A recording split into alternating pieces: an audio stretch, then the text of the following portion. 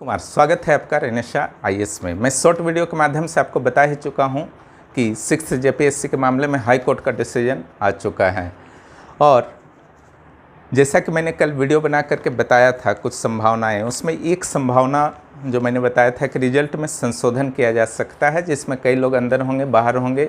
तो high court का फैसला लगभग यही रहा। फाइनल मेरिट लिस्ट को जो है हाई कोर्ट रांची ने रद्द कर दिया है और दो व्यवस्थाएं दी हैं। पहली व्यवस्था जो है कि हर पेपर में 40% मार्क्स आनी चाहिए। अगर जो भी सफल कैंडिडेट वर्तमान में हैं उनमें से किसी का भी 40% मार्क्स नहीं है, उनको बाहर किया जाए।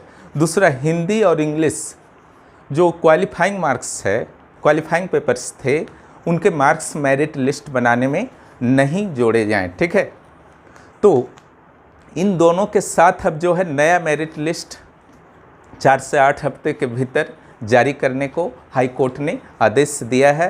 निश्चित रूप से यह न्याय की जीत है और हमारे न्यायालय का आप तो जानते ही हैं कि सिंबल ही है सत्यमेव जयते। ठीक है, यह प्राचीन काल से चला आ रहा है और इस कथन को झारखंड हाई कोर्ट ने पूरी तरह से चरितार्थ किया है। इस ऐतिहासिक फैसले का प्रभाव न सिर्फ जेपीएससी के आगामी परीक्षाओं पर पड़ेगा, बल्कि अन्य पीसीएस और यहाँ तक कि यूपीएससी के परीक्षाओं पर भी इसका प्रभाव पड़ने वाला है, क्योंकि हाई कोर्ट अभिलेख न्यायालय होता है और इसके जो भी ऑर्डर्स होते हैं उसको उद्धरण के रूप में, रेफरेंस के रूप में अन्य कोर्ट्स के द्वारा अप्लाई किया जाता है। ठीक है, यह जेपीएससी के लिए एक सबक है, यह सरकार के अधिकारियों के लिए एक सबक है।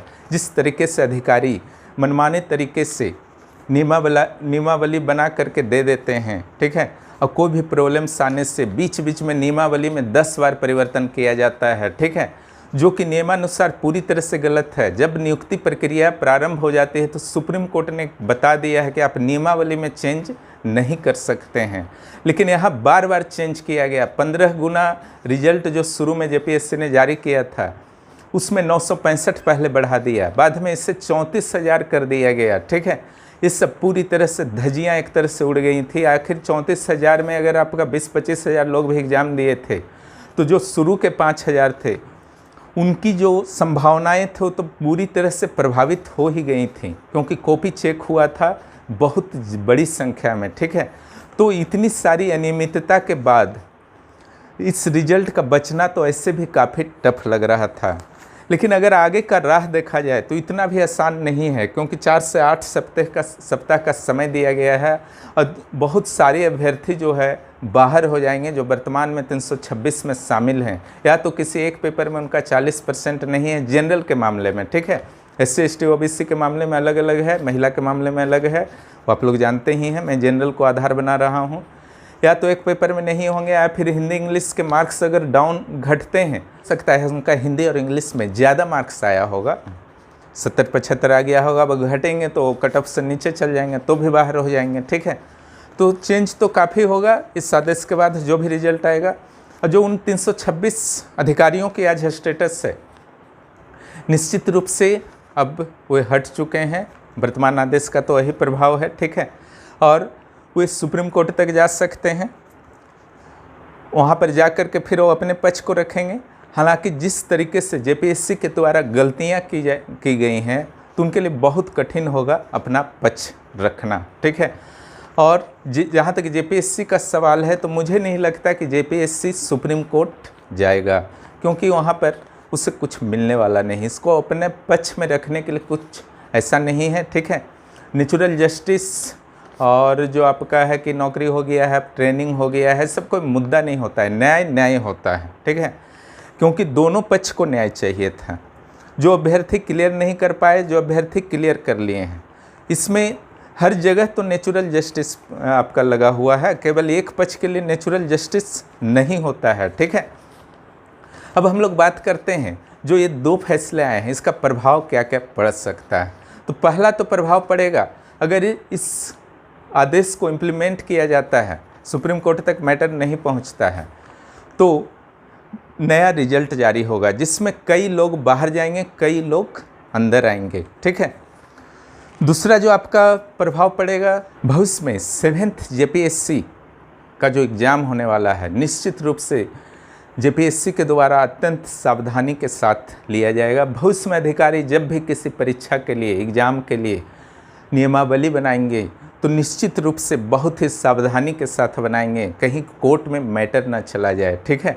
क्योंकि यह कंसेप्ट ख़त्म हो गया है लगभग इस डिसीजन के बाद कि नौकरी हो गया तो फिर वो जो है एग्ज़ाम रद्द नहीं हो सकता है। ये भी एक कंसेप्ट बना हुआ था लंबे समय से झारखंड के, पूरे भारत में। इस कंसेप्ट को झारखंड हाई कोर्ट के इस निर्णय ने तोड़ा है, क्योंकि गलत होता है, ठीक है।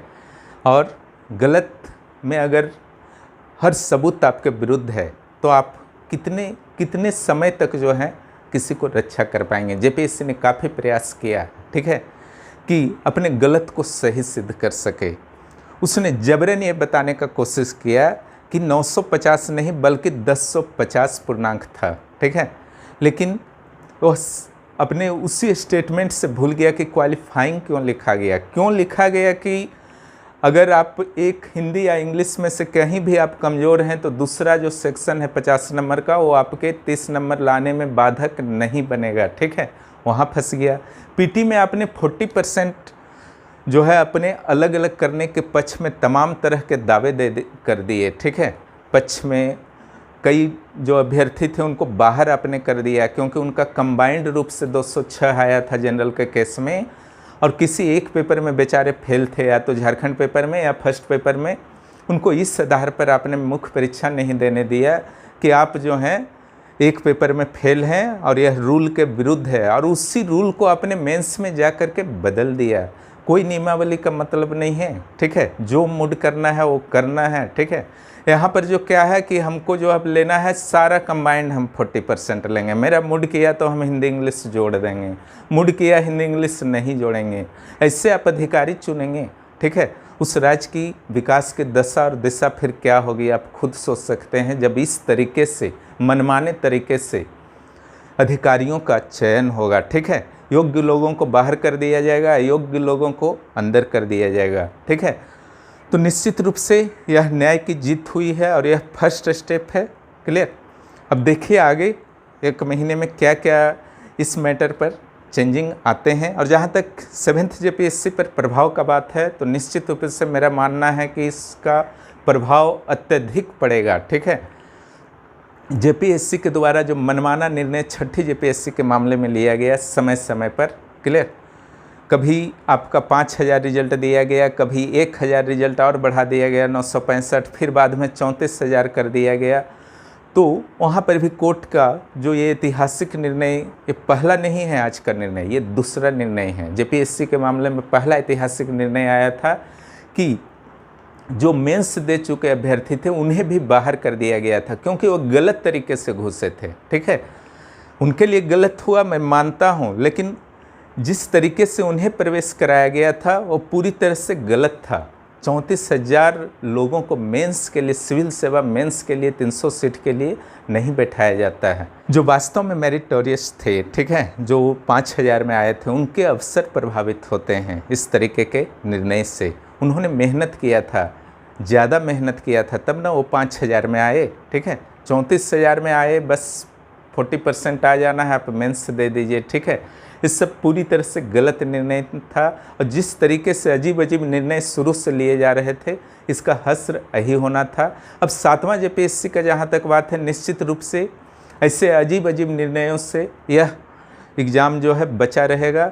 यह एग्ज़ाम पूरी तरह से सावधानी से लिया जाएगा जेपीएससी के द्वारा, सरकार के अधिकारियों के द्वारा इसमें हस्तक्षेप नहीं करने का प्रयास किया जाएगा, ताकि पारदर्शिता के साथ यह एग्ज़ाम संपन्न हो। जहाँ तक कि इस एग्ज़ाम के नियमावली का सवाल है तो निश्चित रूप से पारदर्शी कर ही दिया गया है, लगभग किसी तरह का कोई विवाद नहीं है। और जो बचा खुचा था इस निर्णय के बाद पूरा हो गया है, ठीक है। इसलिए 7वें जेपीएससी में किसी तरह का कोई प्रॉब्लम नहीं आने वाला है। ये बहुत ही अच्छा डिसीजन है 7वें जेपीएससी के लिए भी, ठीक है। अब देखिए आगे क्या क्या होता है। निर्णय यही था, आपसे बातें यही करनी थी, और आप लोग जो है अपने 7वें जेपीएससी की तैयारी बहुत अच्छी तरह से करते रहिए। समय का वेट मत कीजिए, ठीक है। अपना तैयारी करके आप वेट करते हैं रिवीजन के साथ, वो अच्छा लगता है। समय तो पार होगा ही, वेट तो करना ही है जब तक नहीं होगा। तो उस समय का सदुपयोग करते हुए वेट कीजिए, वो आपके लिए बेहतर होगा, फ्रूटफुल होगा। जो भी इस चैनल पर नए हैं, चैनल को सब्सक्राइब कीजिए। यहाँ पर भरपूर मात्रा में सामग्रियाँ प्रदान की जा रही हैं, की जाएंगी। और दोस्तों को भी इस चैनल के बारे में जानकारी दीजिए, क्योंकि बहुत कम लोगों को भी इस चैनल के बारे में जानकारी है झारखंड में। ठीक है, झारखंड में सिविल सेवा के लिए, जैसे CGL के लिए मैं एक बेहतर विकल्प देने का प्रयास कर रहा हूं, ताकि इधर उधर यहाँ के अभ्यर्थियों को नहीं भटकना पड़े। वीडियो देखने के लिए बहुत बहुत धन्यवाद।